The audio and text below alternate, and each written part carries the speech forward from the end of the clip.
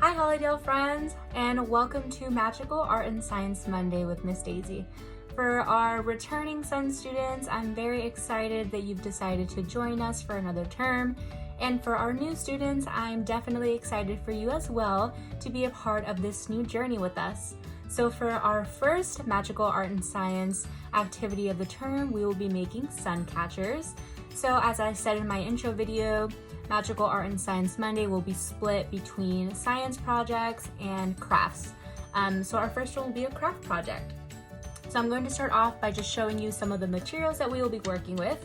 So we have our highlighters, a Sharpie, a ruler or any type of straight edge. You could even use a book, scissors, a sheet of construction paper, and our transparency film.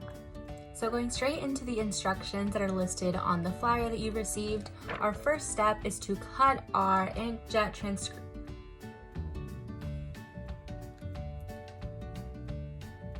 So going straight into the instructions for our activity, the first step is to cut your inkjet transparency film into any size that you would like.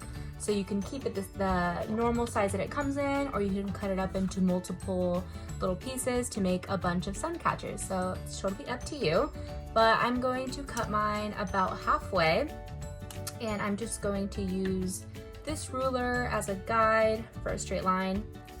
It doesn't have to be perfect, but I just kind of wanted an idea of where to cut.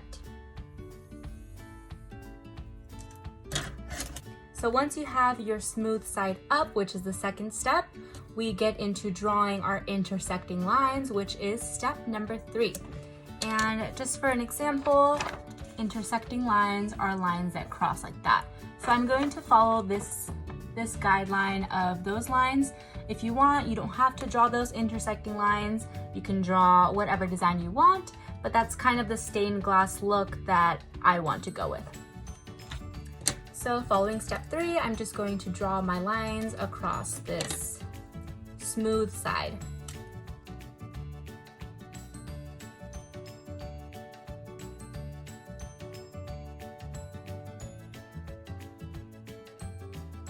Okay, so I think this is about how many lines I want for my sun catcher.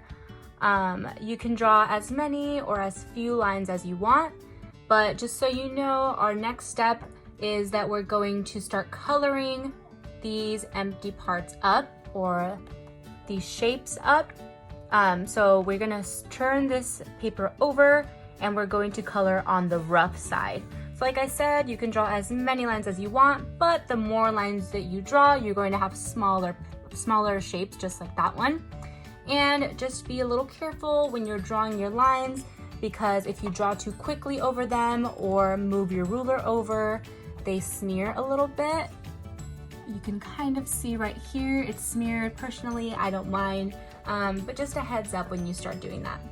So step number 4 is that once we finish drawing our lines on the smooth side, we're going to flip this over and start coloring these shapes with our highlighters on the rough side.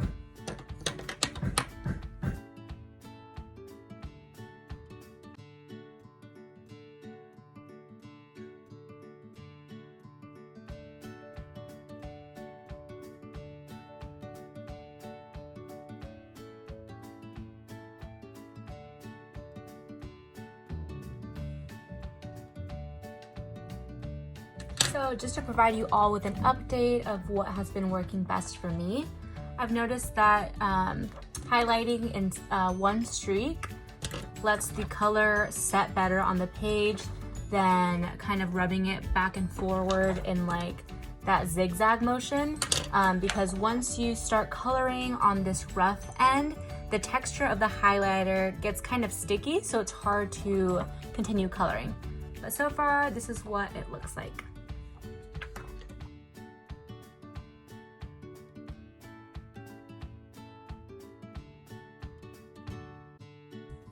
Okay, so this is how the rough side of my sheet looks.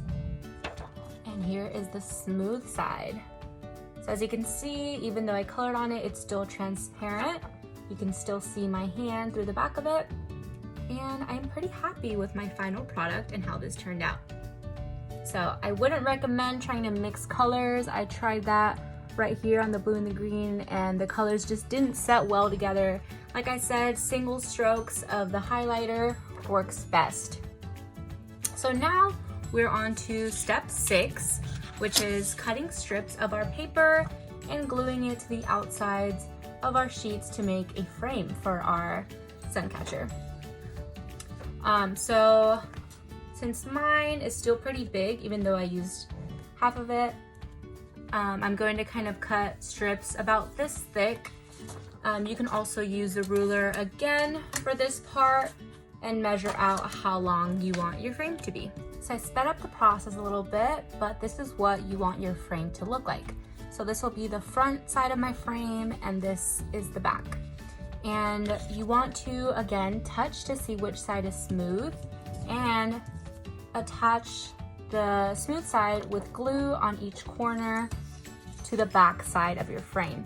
So you want the smooth side basically facing the front like that, and this is how your back should look. So the rough side should be glued onto the back side of the frame so that when you flip it over and you hang it up on your window, it looks like this. So I'm going to finish gluing my sun catcher onto this paper. And you're going to want to hold on to each corner so that the glue properly dries. I've moved mine a little too quick, as you can see. So the glue's sliding over, but that's okay. Just hold on to each side until it is all dried. So then that way you can be able to flip it over and see what the final product looks like.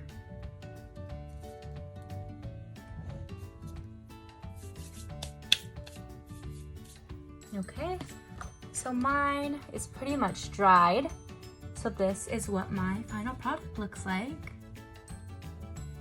Again, it's transparent, so once you hang it up at your window, the sun rays should be able to come through on your sun catcher.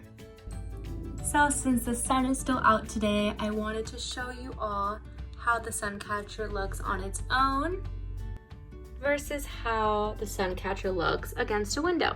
So you can lean your sun catcher against the window like I did, or you can even poke a little hole through the frame and hang it up against your blinds. I hope you all had so much fun creating this sun catcher with me. Thank you all for joining Magical Art and Science Monday with Miss Daisy.